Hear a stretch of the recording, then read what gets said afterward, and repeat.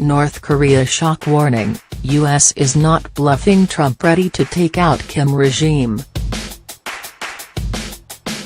Has been fanning concerns by ignoring calls to shut down its nuclear development program, with leader Kim Jong-un taunting the US with repeated intercontinental ballistic missiles, ICBMs, tests threatening close allies in East Asia.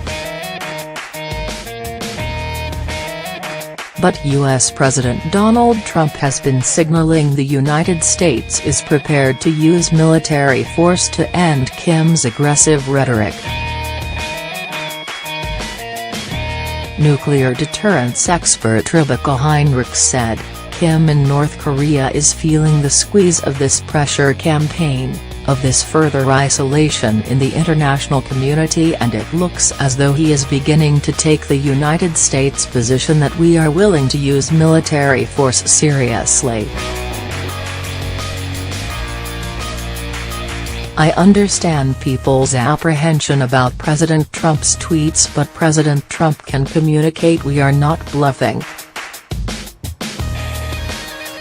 The American government is serious and willing to use military force to eliminate their nuclear weapons program if North Korea doesn't do it on its own.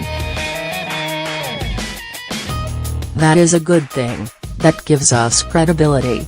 Tested 16 ICBMs in 2017 alone, 2 of which flew over the Japanese archipelago before crashing into the Sea of Japan. Ms. Heinrichs also called out North Korea's only allies in the region, China, for failing to provide the US with the support needed to rein in the rogue nation. She said the Chinese government had helped in some degrees by voting in favor of UN sanctions on trade with North Korea, but undermined international efforts with its alleged continued sale of oil to Pyongyang. Speaking to the Hudson Institute senior fellow continued, the Chinese have helped in some degrees by voting for sanctions, but there are reports that the Chinese now are still selling oil to the North Koreans. That is a major no-no. We need to cut off oil. They can't launch missiles without fuel for their missiles.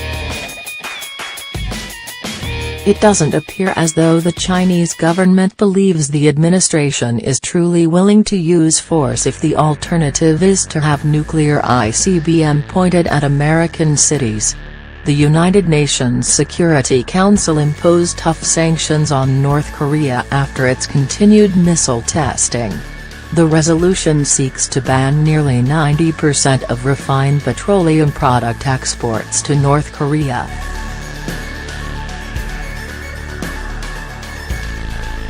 Following the UN vote, wrote on Twitter, the United Nations Security Council just voted 15-0 in favor of additional sanctions on North Korea.